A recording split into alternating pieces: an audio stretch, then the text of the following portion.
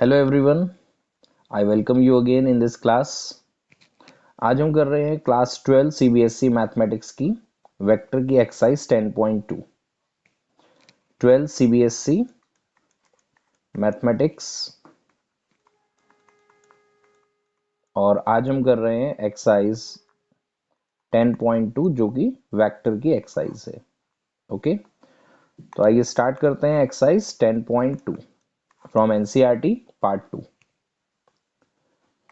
पहला क्वेश्चन है compute the magnitude of the following vector. हमें किसी वेक्टर का मैग्नीट्यूड निकालना है। तो वेक्टर हमारे पास है A vector equals to I cap plus J cap plus K cap. अगर हम इस वेक्टर का मैग्नीट्यूड निकालते हैं तो सबसे पहले हमें ये मैग्नीट्यूड का सिंबल याद रखना है और अंडर रूट के अंदर जितने भी आई जे के कॉफिशिएंट है उनके स्क्वायर को प्लस करना है। तो आई का कॉफिशिएंट यहाँ 1 है, 1 square plus 1 square plus 1 square, it will be 1 plus 1 plus 1 root 3। साथ में आप यूनिट्स लिख सकते हैं क्योंकि जो मैग्नीट्यूड होता है वो किसी वेक्टर की लेंथ होती है। तो इन जनरल वी कैन से कि अगर हमारे पास कोई वेक्टर ए वेक्टर है जो कि है a1 आई कैप प्लस a2 जे कैप प्लस a3 के कैप, तो उसका अगर हम मैग्नीट्यूड निकालते हैं तो अंडर रूट के अंदर a1 square plus a2 square plus a3 square, इस तरीके से हम उसका मैग्नीट्यूड कैलकुलेट करते हैं। पार्ट 1 के बाद आ जाते हैं पार्ट 2 पे, और पार्ट 2 में है बी वेक्टर। स्मॉल लेटर से शो करते हैं किसी भी वेक्टर को, और वो है 2i cap minus 7j cap minus 3k cap. तो बी वेक्टर का मैग्नीट्यूड अगर हम निकालें तो वो होगा अंडर रूट के अंदर, अब 2 का स्क्वायर 4 माइनस 7 का स्क्वायर 49 और माइनस 3 का स्क्वायर 9। किसी भी नेगेटिव नंबर का स्क्वायर भी पॉजिटिव होगा, तो -7 का और -3 पे ध्यान देना। 49 प्लस 4 हुआ 53 और 9 ये हुआ आपका 62। 49 प्लस 9 58 एंड 4 बिल्कुल करेक्ट, और यूनिट्स आप लिखेंगे। पार्ट 3 पर आ जाते हैं।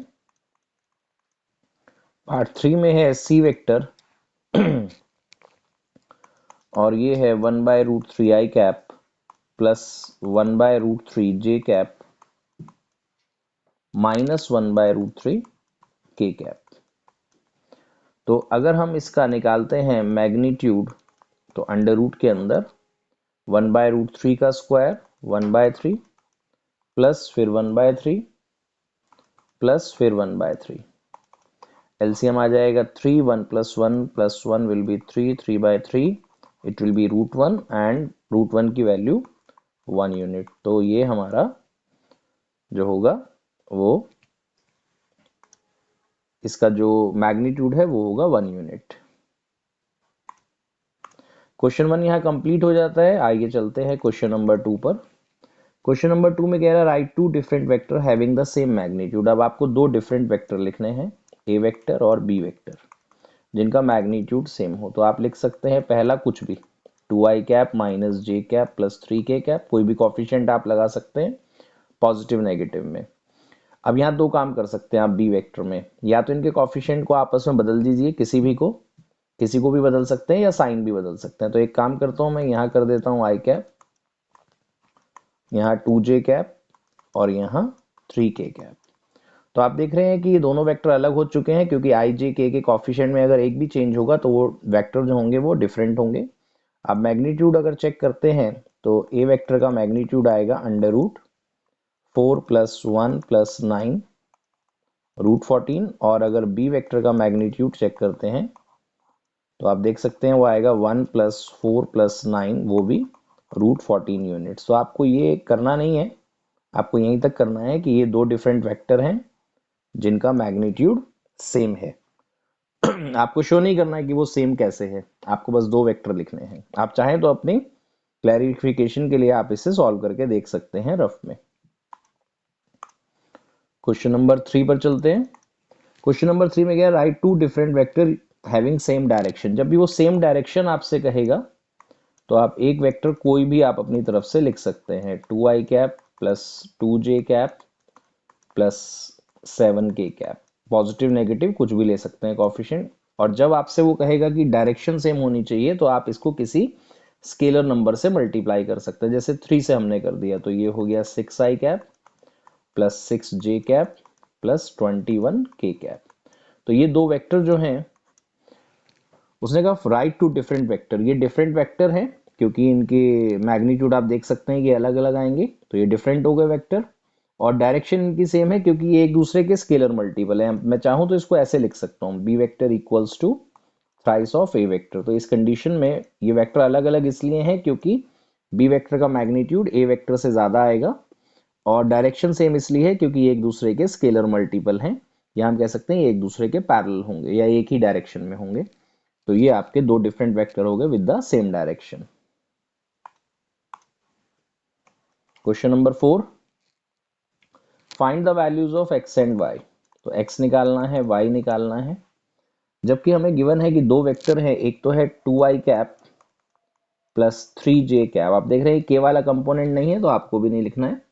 और ये वेक्टर इक्वल है xi cap plus yj cap. जब भी आप वेक्टर को इक्वल रखते हैं तो i j k के कोफिशिएंट इक्वल होते हैं। तो 2 will be equal to x, और we can say x equals to 2, coefficient of i cap will be same, and also y will be 3.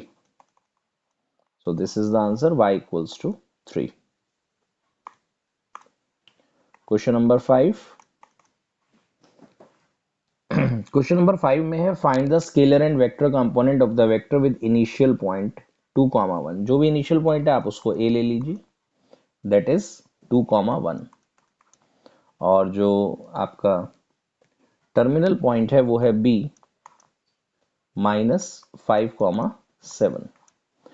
तो आपको क्या करना है कि जो इनिशियल पॉइंट है a, उससे आपको OA वेक्टर बना लेना है, जिसे पोजीशन वेक्टर ऑफ A भी कहते हैं। अगर दो ही नंबर है 2 और 1 तो ये हो जाएगा 2i cap plus 1j cap, मतलब j कैप। अगर तीसरा नंबर होता तो वो k कैप के साथ आता। और फिर आप OB वेक्टर बना लीजिए, that will be -5i cap plus 7j cap. अब जब आपको वेक्टर बनाना है AB, अब AB क्यों लिखा है? क्योंकि A इनिशियल पॉइंट है और B टर्मिनल पॉइंट है, इस तरीके से। तो अगर आपका इनिशियल पॉइंट B और टर्मिनल पॉइंट A होता तो ये BA वेक्टर बनता। फिलहाल ये AB है तो AB के लिए आपको लिखना है OB माइनस OA। तो OB is -5i cap plus 7j cap minus OA। OA is 2i cap यहाँ से प्लस j कैप। इसको कैलकुलेट कर देते हैं तो -5 और ये 2i भी नेगेटिव हो जाएगा, तो माइनस का 7i कैप और 7j और ये -j प्लस का 6j कैप। तो ये हमारे पास हो जाएगा AB वेक्टर। ओके, तो ध्यान रखना है आपको AB वेक्टर में OB माइनस OA। अगर आपके पास कभी आ जाए PQ वेक्टर तो ये होगा OQ माइनस OP। तो ये है क्वेश्चन नंबर 1 2 3 4 5। आप इसको अच्छे से समझ लीजिए, प्रिपेयर कर लीजिए।